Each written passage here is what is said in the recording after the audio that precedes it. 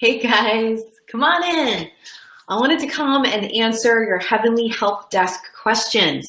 And I wanted to do this today, this week, instead of next week, which is, I usually do it the last week of the month, only because we have the challenge going on, the intuition challenge next week in Connect with the Angels. And I figured you may be getting sick of me because I'm going to do a live video every day. I didn't want this one to get lost in the shuffle. So I'm here today answering those questions. And I'm going to pull a card for you first before we get into this. So the card I just pulled for you, for anyone who reads this, is Take No Offense. Okay, so I love this card because it's so very true.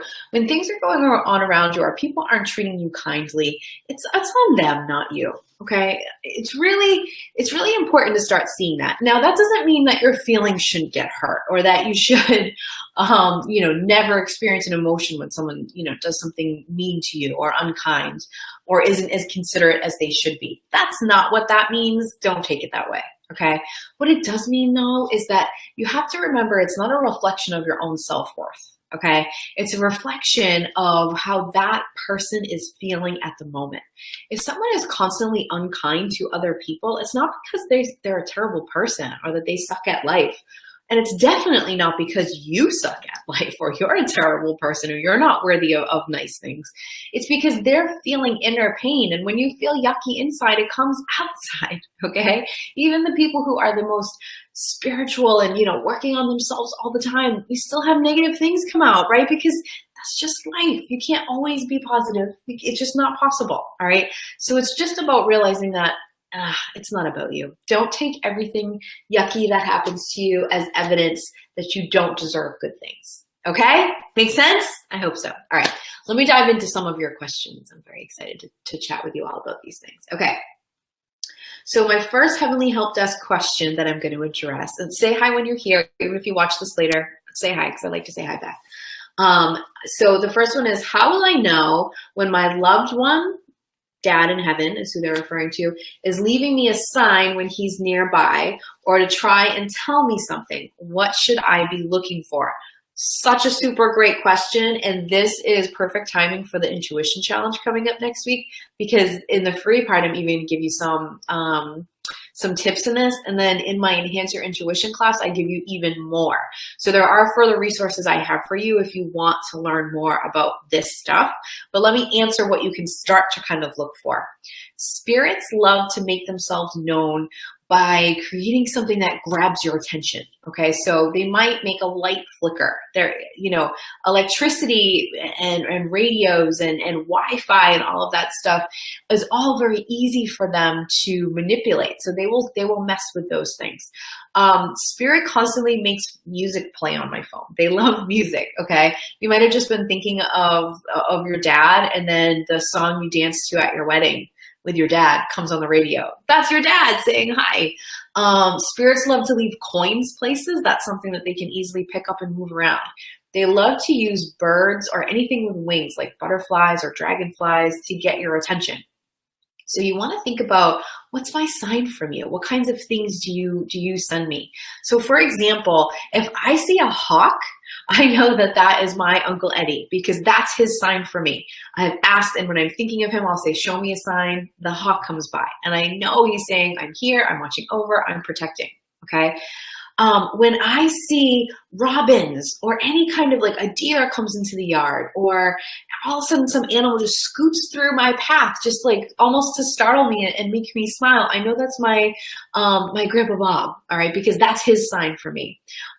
When anyone in my family, when we see a cardinal or two cardinals together, we know that's my grandpa, my pa, who recently passed, and then his son who passed really young. If there's two together, we know that's them. So you want to be asking, okay? When I find money, like coins, dimes, nickels, quarters, I know that that's my grandfather. Like, you have to know and sort of get connected with what signs they like to use. So what you can do is say to your dad, and this takes no skill, you don't need to be medium to do this. You just say, Dad, show me what your sign is for me. And then pay really close attention. Will they only use that sign? No, but if you can start to narrow down how they like to communicate to you specifically, that's going to help. the best way to bring spirit energy really close to you is to think about and kind of celebrate the person in a memory that's really happy that you have with them. And when you do that, you bring your energy up high enough so that they can connect with you and they know that you're thinking of them, so it kind of calls them right into you. They can always hear you. It's us that can't always hear them. Okay? So hopefully that helps. All right. The second question I have is, can your angels and spirit communicate and interact with your unborn baby? Yes, they absolutely can. In fact, they probably are taking care of that soul over on the other side before it comes to you. Now, so even before you conceive, that soul is being taken care of by your loved ones over on the other side, as well as your angels. So there are angels for motherhood. They start to show up. For some reason, I don't know the reason for this, but for me, I can always see the maternal angel hanging out with somebody about 4 weeks before they conceive. Excuse me. I don't know the reason for that. But if I see that, I'm always like, ooh, how interesting.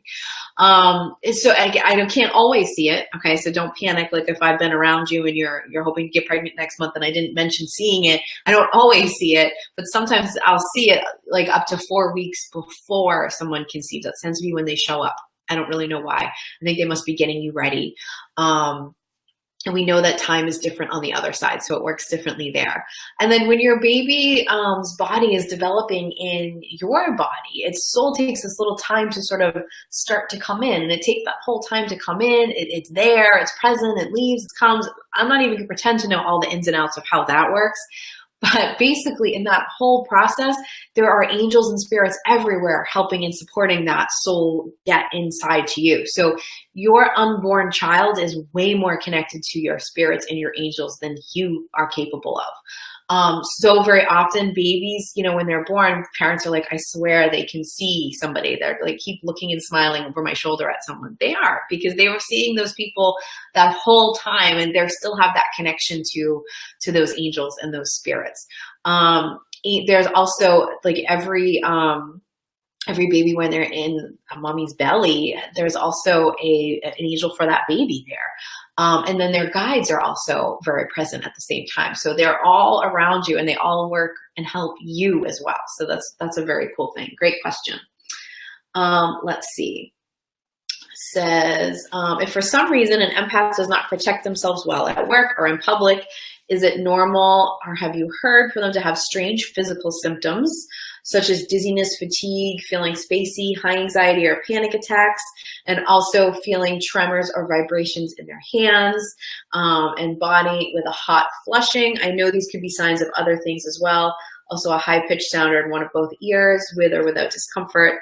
Is there really indication that angels are trying to download a message? Thank you. Okay, so yes to all of those things. If you are doing not a very good job protecting your energy fields, and we're going to talk about that in the Intuition Challenge next week, and connect with your angels, so make sure you're signed up for that. Your body is going to feel those effects, and it's going to try to signal you and let you know that that's happening. So that's why those things are occurring.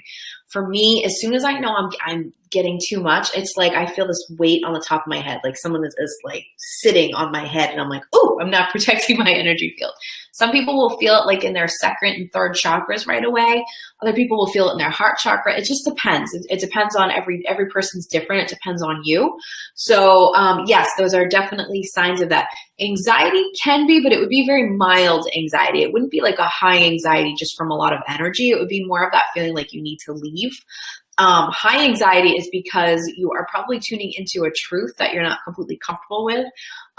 So when a truth resonates with someone that they feel like they have any control over, that's when anxiety happens, because it sort of splits them in between two decisions that they feel like neither option are any good.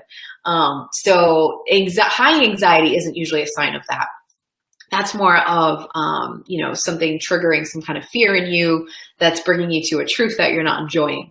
But mild anxiety, sort of like just an anxious feeling like you need to get out of there, is definitely a sign of that. The high-pitched sound in your ear, absolutely. It's like an energy thing. I know that there's an article about it somewhere. I'll have to see if I can find it, but there is an article about hearing those high-pitched noises and having a lot of energy around you. For me, it's a spirit thing. I know that there's like a spirit trying to get my attention if I'm hearing that. Angels don't typically do things like that unless they have to take really drastic measures and you're just not tuned in at all to try to get your attention for something. That's usually a spirit energy thing when you're sensing that high-pitched noise. Usually it's not painful, but it can be painful if you have something already going on with your ears. Okay, I hope that helps. Let's see. I love it when you guys say you have a weird question. Is it possible to see the spirit of an animal? For weeks, I swore there was a mouse, what looks like a mole running through my living room. My husband never saw it. We put traps and even rearranged furniture because it kept taking the same path across the room. Nothing was ever caught. There was no other signs of animal droppings, etc., and nobody else has seen it. I jokingly, out of frustration and feeling crazy, said something out loud about it being the ghost of a mole or a cat. Our cat had killed a couple years ago, and since then I haven't seen it. I'm not a big fan of a secret rodent running around the place. Eek. Yes, that's not fun. It could be, but that's probably not what it is. However, it's not something crazy at all. It's probably that you're seeing that animal because it's more of a sign of that. So you want to look up the animal totems, okay, and see, why am I perceiving this animal running around? So depending, like I would look up mole and I would look up mouse, whatever you thought that it might be. Usually the initial first one is the one you want to look up the meaning of that. Okay, and then even if you guys are out somewhere and you see an animal you wouldn't normally see, look that up. If a certain kind of bird flies right across your path, look up what that means and start to be in tune with that. So it's usually more, not exactly the spirit of that animal in particular, but what that animal represents.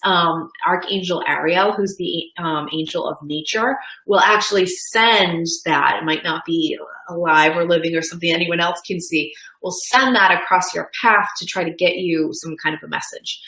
So if you're someone who loves animals or is connected with nature or maybe needs to be a little bit more connected with nature and grounded, Ariel might be doing that to get your attention. So that's where that comes from, okay? All right, guys, I think I answered all the questions. If you still want to ask more questions this month, I will add those into next month and make sure I get them all answered. Talk to you guys soon. Bye.